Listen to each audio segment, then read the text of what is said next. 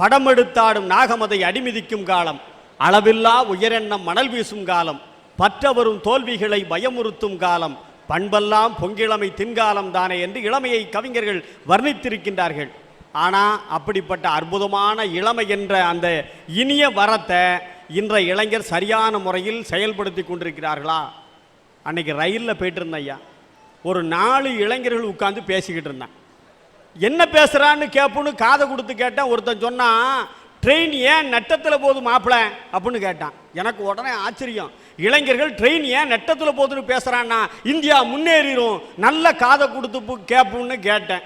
இன்னொருத்தன் சொன்னான், ட்ரெயினில் station master, assistant station master, TTE டிடிஆர்னு போட்டு கண்டவனை போட்டு கொள்ள சம்பளம் கொடுக்கான், அதான் நட்டத்தில் போகுதுன்னா. ஒருத்தன் சொன்னான், இல்லை மாப்பிள்ள, ட்ரெயின் ஏன் நட்டத்தில் போகுதுன்னா ட்ரெயின் இரும்பில் செஞ்சு விட்டுருக்கான், இரும்பு தண்டவாளம், இரும்பில் ரயில், இரும்பு வெளிநாட்டில் இறக்குமதி செய்தான், அதுதான் மாப்பிள்ள நட்டத்தில் போகுதுன்னா. இன்னொருத்தன் சொன்னான், அதெல்லாம் இல்லை, ட்ரெயின் எப்படி செயல்படுத்த வேண்டும்னு செயல் திட்டம் சரியில்லை, அதனால தான் நட்டத்தில் போகுதுன்னா. 4வது ஒருத்தன் சொன்னான், மாப்பிள்ள டிடிஆர் வாரார்னா. இந்த 4ஐயும் காங்கல. டிக்கெட்டே எடுக்காம ட்ரெயின் ஏன் நட்டத்தில் போகுதுன்னு பேசுறானே இளைஞன், இவன் வெட்டியா பொழுத கழிக்கானா? ஒரு நிமிஷம், அந்த 4 பேத்துல ஒருத்தர் இவர் தான் ஐயா. ஆனா தம்பி உண்மையிலே நான் சந்தோஷப்படுதேன், என்னை இளைஞன் ஏத்துக்கிட்டாம்ல, அதுக்கு ரொம்ப சந்தோஷம். ஏன்ட்டு அன்னைக்கு ஒரு இளைஞன் வந்தான், சார் நீங்க எப்படியாவது இன்னைக்கு வேலைக்கு சேர்த்து விடுங்கன்னா. நான் உடனே, வாப்பா தம்பி, உன்னை நான் வேலைக்கு சேர்த்து விடுதேன், திருநெல்வேலியில் நிறைய அல்வா கடை இருக்கு, ஒரு அல்வா கடையில் கொண்டு வேலைக்கு சேர்த்தேன்.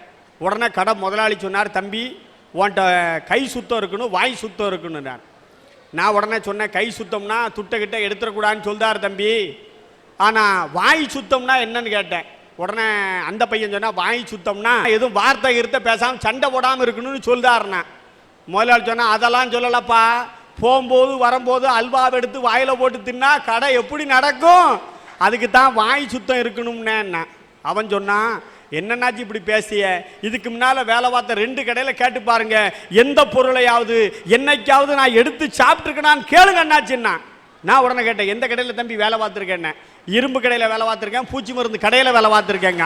இரும்பு கடையிலும் பூச்சி மருந்து கடையிலும் வேலை பார்த்தா என்ன தள்ளி திங்க முடியும்? இப்படி எடக்க மடக்கா குண்டக்க மண்டக்க எகனைக்கு முகனை பேசி வெட்டியாய் பொழுதை இளைஞர்கள் வீணாய் கழித்து கொண்டிருக்கிறார்களே தவிர சமுதாய மாற்றத்திற்கும் முன்னேற்றத்திற்கும் பணியாற்றிட்டு இருக்காங்களா? அதுலேயும் பொம்பளை பிள்ளைகளை பார்த்தா, காலேஜ் படிக்கிறதுலேருந்து பார்த்தா, வீட்டில் இருக்கக்கூடிய அந்த இளம் பெண்களை பார்த்தா சினிமா சீரியல்லே சிக்கி போயிருக்கின்றார்கள். ராத்திரி 2 மணிக்கு வாரையா, ஒரு 400 பொம்பளை ஆள் உட்காந்து படம் பார்த்துக்கிட்டு இருக்கா ராத்திரி 2 மணிக்கு. என்ன படம் பார்த்தேன், படம் ஓடிக்கிட்டு இருக்கு, எல்லாரும் கீழே உட்காந்துருக்காங்க, ஒரே அக்காவை சேரை போட்டு உட்கார வச்சிருந்துச்சு. நான் நினச்சேன் ஊர் பிரசிடெண்டாக இருக்கும் போல தெரியுது, அக்கா உட்காந்துருக்காங்கன்ட்டு பக்கத்தில் போய் வணக்கம் போட போனேன். கண்ணில் சந்தனத்தை வச்சிருக்கு, நெத்தியில் 1 ரூபா வச்சிருக்கு, மூக்கில் பஞ்சை வச்சிருக்கு, பக்கத்தில் பத்தியும் கொளுத்தி வச்சிருக்கு. அப்போ தான் ஒரு அக்காட்ட கேட்டேன், என்னக்காண்ணே? இல்லை அக்கா போயிட்டாவோன்னா. போன அக்காவை வச்சா படம் பார்க்க என்ன?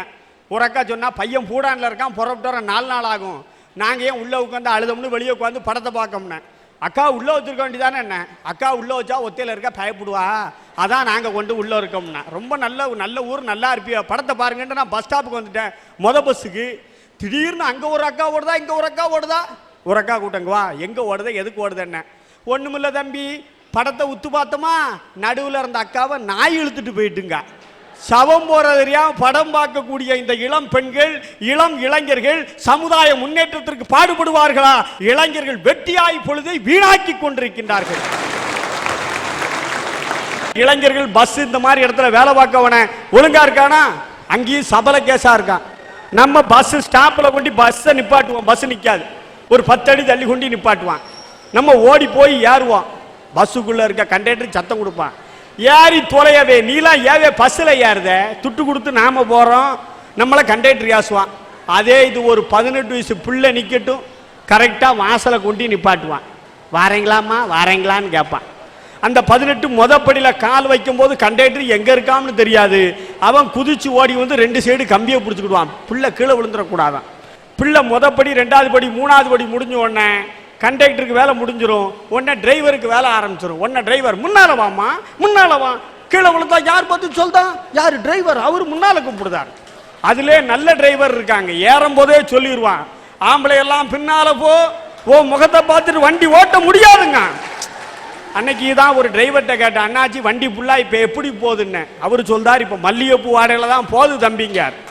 ஏன்னா அப்படித்தான் இருக்கு. இந்த இளைஞர்கள் போறவன் இப்படி கொண்டு 18 கொண்டு முன்னால வச்சான். இந்த 18 பார்த்துட்டு வண்டியை அங்க திருப்புதா இங்க திருப்புதா பப்பன்னு அடிக்கான். கடைசியில 58 கொண்டு கிடங்களை சாச்சிட்டான். இந்த 58 கிடங்களை சாய்துனா சபல புத்தி ஒரு பொறுப்பை எடுத்து ஒரு வேலையில சேருகின்ற அந்த இளைஞன் பொறுப்பாக நடந்து கொண்டான்னா இல்ல. வெதண்டாவாதம், எடக்கு மடக்கு குண்டக்க மண்டக்க எப்படியெல்லாம் பேசுதான். அன்னைக்கு ஒரு பஸ்ல ஏறி உட்கார்ந்துருக்கேன் ஐயா, பக்கத்துல ஒரு இளைஞன் பீடியை குடிச்சான் பஸ்ஸுக்குள்ள. தம்பி எனக்கு இந்த பீடி வாடை பிடிக்காத, அணைச்சிரு தம்பின்னு. கேட்கல, பக்குன்னு இழுக்கான். நான் உடனே நடத்துனரை கூப்பிட்டேன். கண்டக்டருக்கு பேர் நடத்துனர், டிரைவருக்கு பேர் ஓட்டுனர், நமக்கு யாருன்னா தள்ளுனர். வண்டி நின்று போச்சுன்னா நம்மளை 4 பேர் கீழே பிடிச்சி தள்ளுவான், வண்டியை பிடிச்சி தள்ளணும். ஆகவே தள்ளுனர் ஆகியனா நடத்துனரை கூப்பிட்டு சொன்னேன், தம்பி அண்ணாச்சி பீடி குடிச்சுக்கிட்டு இருக்கான் அந்த தம்பின்னு. அவர் உடனே போட காமிச்சாரு, புகை பிடிக்காதீர், பிடித்தால் ஓட்டுநர் நடத்தினால் இறக்கி விடப்படுவீர்னு போட்டுருந்துச்சு. பீடி அணைச்சி வெளியே போடுதியா, விசில ஊதி வண்டி நிப்பாட்டி கீழே இறக்கி விடட்டுமானாரு. அப்பவும் பக்கு இழுத்து வளையம் விடுதான். எங்க விளங்க நான் நினைச்சுக்கிட்டேன். அவன் உடனே கண்டக்டரை கேட்கான், கண்டக்டர் உமக்கு எத்தனை பிள்ளைவே? யாரு இவன் கேட்கான், பீடி குடிக்கவன். உடனே கண்டக்டர் சொன்னார் 3 பிள்ளைன்னாரு. அவன் உடனே இந்த சைடு போர்டு காமிக்கான். இந்த சைடு என்னவே போட்டிருக்கு, 2க்கு மேல் எப்போது வேண்டான்னு போட்டிருக்கல, கவர்மெண்ட்ல தானே வேலை வாக்கியாரு. உமக்கு கேட்கவே 3 பிள்ளை, ஒரு பிள்ளையை தூக்கி தூர போடு, பீடி அணைச்சி நான் வெளியே போடுதாங்க. எவ்வளவு ஆர்கியூமெண்ட் எப்படிலாம் நடக்கு. எனக்கு பின்னால் ஒரு இளைஞன் சுரண்டுனா, என்னப்பா என்ன தம்பின்னு. அண்ணாச்சி 2க்கு மேல் எப்போது வேண்டான்னு போட்டிருக்கலாம், அது பொண்டாட்டியா பிள்ளையான்னு கேட்க தலையில அடிச்சேன். இளைஞர்லாம் எப்படி இருக்கான், விடாக்கண்டம் குடாக்கண்டனா இருக்கானே. சொல் புத்தி சுய புத்தி இளைஞருக்கு இருக்கா? ஆனால் இன்றைய இளைஞர்கள் வெட்டியா பொழுது போக்கிக்கிட்டு இருக்காங்க என்று சொல்கின்றேன். இளம் பெண்களாவது வாழ்க்கையில் நல்லா இருக்காங்களா? ஒரு வீட்டுக்கு கல்யாணம் முடிச்சு கொடுக்காங்க, அங்க போனா மாமியாளுக்கு பொறுப்பா இருந்து அவளுக்கு உதவி செய்யறான்னா கிடையாது. காலடி எடுத்து வைக்கும் போதே மனசுல நினைக்கா, ஓ படத்துக்கு ஒரே வருஷத்துல மாலையை போட்டு பொட்டு வைக்கலன்னா நான் மருமோளே இல்லைன்னா காலடி எடுத்து வைக்கா மருமகா. அன்னைக்கு சென்னையில் ஒரு பெரிய ஊர்வலம் போயிட்டு இருந்துச்சு. முன்னால ஒரு பெண் இறந்து போனால் அவளுடைய ட்ரெக்கில் அவளுடைய ஊர்வலம் போயிட்டு இருக்கு. அதுக்கு பின்னாலே ஒரு இளம் பெண் நாயை பிடிச்சிக்கிட்டு போறா. அவளுக்கு பின்னால ஒரு 2000 பேர் வரிசையில் போறாங்க. இதை ஒரு பெண் பார்க்கிறா, காரில் போற பெண்ணு, இளம் பெண்ணு. உடனே காரை நிப்பாட்டிட்டு ஏறி போனா, நேரே போய் நாயை பிடிச்சிக்கிட்டு போற பெண்ணிட்ட கேட்டா, என்னம்மா என்னது அப்படின்னா. அந்த அம்மா சொல்லிச்சு, முன்னால இருக்குது எங்க மாமியா போய் சேர்ந்துட்டான், நாங்க அதான் சந்தோஷமா நாயை பிடிச்சிட்டு போயிட்டு இருக்கேன்னா. நாய் என்னம்மான்னா, மாமியா ரொம்ப கொடுமைப்படுத்தினா, ஓக்க சாக்க வழி இல்லை, கடைசியில் இந்த நாய் கடிச்சிட்டு போயிட்டா, அதான் நாயை பிடிச்சிட்டு சந்தோஷமா போறேன்னா. எம்மா ஒரே ஒரு உதவின்னா. என்ன அப்படின்னா, இந்த நாயை ஒரு நாள் கொடுத்தேன்னா எங்கள் வீட்லேயும் மாமியா இருக்கான், அவளையும் ஒரு சாய்ப்பு சாய்ச்சிட்டு திருப்பி கொண்டு வந்து விடுதேன்னா. அந்த நாயை பிடிச்சிக்கிட்டு இருக்க பெண்ணுன்னு சொன்னா, தாரம்மா தாரேன், மாட்டேன்னு சொல்லலை. ஆனால் உனக்கு முன்னாலேயே கேட்டது தான் 2000 பேர் வரிசையில் வந்துக்கிட்டு இருக்கான். நீ 2001 வா, உனக்கு சான்ஸ் வரும்போது தாரேங்க. இதான் கடவுள்கிட்ட போய் ஒரு நாய் கேட்டுச்சா, நாய் கடவுளை நீர் எல்லாத்துக்கும் நல்லது பண்ணுதேரு, எங்க நாய் இனத்துக்கு தானே கெடுதி பண்ணுதேன்னு கேட்டுச்சு. உடனே கடவுள் சொன்னா, நாயை நாங்கள் யாருக்கும் கெடுதி பண்ணதே கிடையாது, எல்லாத்துக்கும் நல்லது தான் பண்ணுதோம்னுச்சு. உடனே நாய் சொல்லிச்சு, நீங்கள் ஆடு அங்கங்கே வெட்டு தான் திங்கான், ஆட்டு சூப்பு குடிக்கான், ஆட்டு ரத்தத்தை வறுத்து திங்கான், ஆனால் ஆடு பெருகிக்கிட்டே போகுது, எங்கள் நாய் இனம் குறுகிக்கிட்டே போதேன்னுச்சு. உடனே கடவுள் சொன்னால், நாளை காலைல 9 மணிக்கு வா, உனக்கு உண்மை தெரியும்ட்டு போயிட்டார். காலைல 9 மணிக்கு கரெக்டாக நாய் போய் நிற்கி. கடவுள் 10 நிமிஷம் லேட்டு.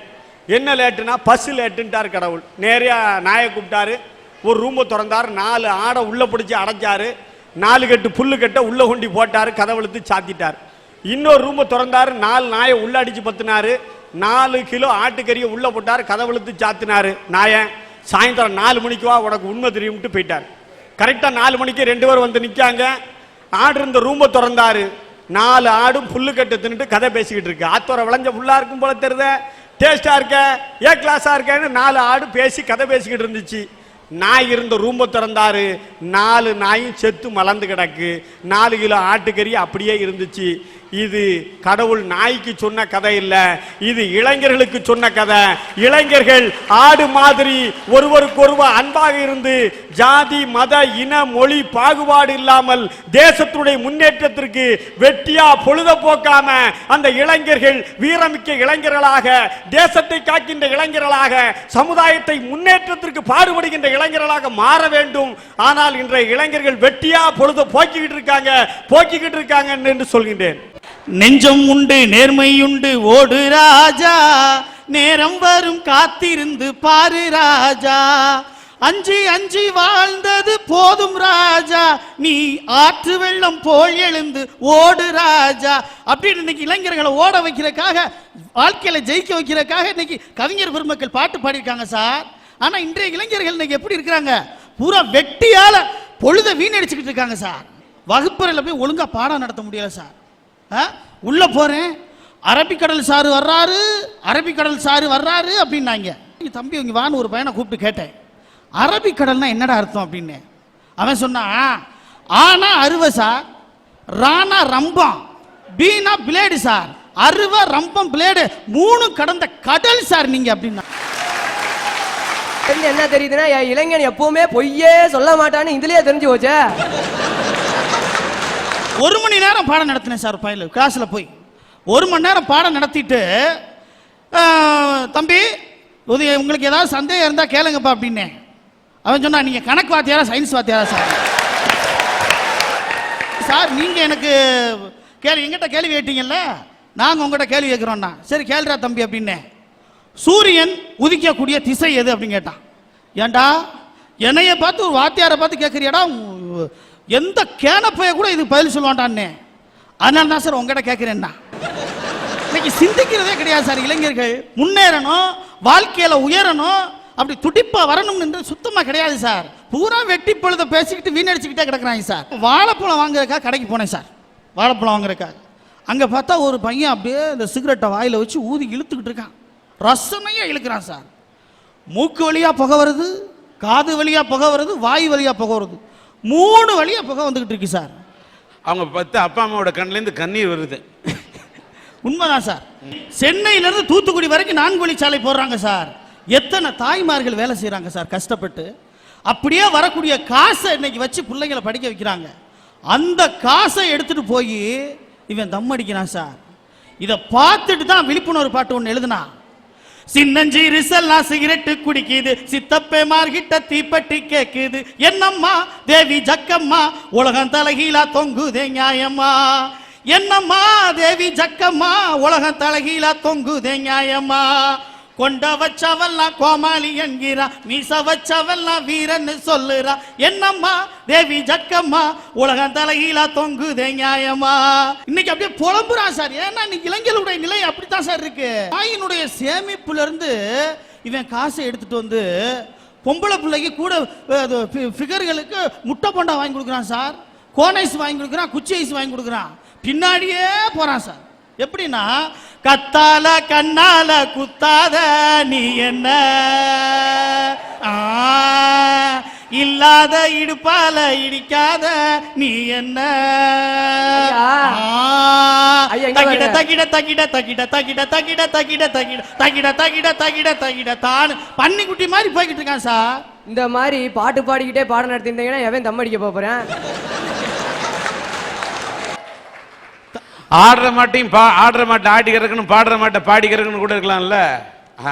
ஐயா 2 பேரும் சேர்ந்து பேசிக்கிட்டு இருந்தாங்க. மாப்பிள்ள ஊரை சுத்துறோம் அதனால கெட்டு போறோம்னு சொல்றாங்க. டெய்லி பார்த்தீங்கன்னா பூமி சுத்திக்கிட்டே இருக்கு, அது என்ன கெட்டா போகுது அப்படின்னா. பார்த்தான் அப்பங்கார வந்து புரடியில ஓங்கி போட்டான். ஏண்டா ராஸ்கல்களா, பூமி என்ன என் பைக்கெட்ல இருந்து 500 ரூபாய் எடுத்துட்டு செலவு பண்ணியா சுத்திக்கிட்டு தெரியுது. இப்படிப்பட்ட இளைஞர்களுக்கு தான் நீங்க அப்துல் கலாம் சொன்னார் சார், கனவு காணுங்கள் அப்படின்னாரு அப்துல் கலாம். இவனும் கனவு காண்றானே, பக்கத்து வீட்டு பாமாவை நினைச்சுக்கிச்சா, நமிதாவை நினைச்சு கனவு காண்றான், பாமாவை நினைச்சு கனவு காண்றான், பின்னாடி வீட்டுல இருக்க பிருந்தாவை நினைச்சு கனவு காண்றான், முன்னாடி இருக்கிற உமாவை நினைச்சு கனவு காண்றான், அடுத்த வீட்டுல சார் பின்னாடி இருக்கிற பிருந்தாவை கனவு காணக்குள்ள அடுத்த வீட்டு அஜந்தாவை இன்டர்கெட்ல கனவு காண்றானே, என்ன பண்ண முடியும் சார்? இன்னைக்கு இந்தியாவில் வந்து 40 கோடி இளைஞர்கள் இருக்காங்க சார். ஆபிரகாம் லிங்கன் என்ன சொன்னாரு? 1 நிமிஷத்தை நீ வீணாக்குனீனா 1 மணி நேரத்தை வீணாக்குறேன்னு அர்த்தம். இல்ல அவனு ஒரு நிமிஷத்தை வேஸ்ட் பண்றதே இல்லையே. ஒவ்வொரு நிமிஷத்துக்கு இந்த நிமிஷம் எந்த ஃபிகர் பார்க்கணும், அடுத்த நிமிஷம் எந்த ஃபிகர் பார்க்கணும், கணக்கோட இருக்கான், விவரமா இருக்கான், வேகமா இருக்கான், தெளிவா இருக்கான். ஆபிரகாம் லிங்கன் சொன்னார் சார், 1 மணி நேரத்தை நீ வீணாக்குனா ஒரு நாளையை வீணாக்குன மாதிரி, ஒரு நாளை வீணாக்குனா நீ வாழ்நாளையே வீணாக்குன மாதிரின்னு சொன்னார் சார் ஆபிரகாம் லிங்கன். நீங்க நேரத்தை இளைஞர்கள் எங்க சார் கடைபிடிக்கிறாங்க? பூரா பொழுத வெட்டி பொழுதா வீணடிச்சுக்கிட்டு இருக்காங்க சார். இன்னைக்கு இந்திய தேசிய ஒருமை இல்ல நீங்க இளைஞர்களை அவ்வளவு வெட்டியா பொழுத போக்குறான்னு நீங்க சொல்லக்கூடாது. அவன் எவ்வளவு சிரமப்படுறான், காலையில எப்படி எழுந்திருக்கிறான், எப்படி தலை சீவுறான், எப்படி ஃபிகரை பார்க்கறதுக்கு போறான், எப்படி பஸ் ஸ்டாண்ட்ல பிக்கப் பண்றான், அந்த ஃபிகரை பிக்கப் பண்றதுக்கு அவன் எப்படிலாம் ஃபுட்பால்ல தொங்குறான், அவன் எவ்வளவு கஷ்டப்படுறான்னு அவனுக்கு மட்டும்தான் தெரியும். ஐயா, இப்படிப்பட்ட இளைஞர்களால நாடு முன்னேறாதுங்க. ஆமா, இளைஞர் இல்லாம மற்றவனால நாடு முன்னேறி பெருசா போயிடுச்சு. இப்ப இளைஞனால மட்டும்தான் கெட்டு போகுது. எத்தனை பெருசு முக்காடு போட்டு போய் படம் பார்க்கறதுல பார்த்தா இளைஞனை விட கிழவன் தாயா ஜாஸ்தியா இருக்கான். கிழவன்க பண்ற லொல்லுதாயா தாங்கல. ஐயா, 40 கோடி இளைஞர்கள் இருக்காங்கயா, இருந்துமே நம்ம நாடு இன்னைக்கு என்ன எப்படி இருக்கு, வறுமையில இருக்கியா. காரணம் என்னன்னா இளைஞர்கள்ட்ட சிந்தனை இல்ல, உழைக்கணும்ன்ற ஒரு துடிப்பு இல்ல சார், முன்னேறணும்னு ஒரு எண்ணம் இல்ல, பூரா வெட்டியா பொழுத வீணடிச்சுக்கிட்டு இருக்கான் சார்.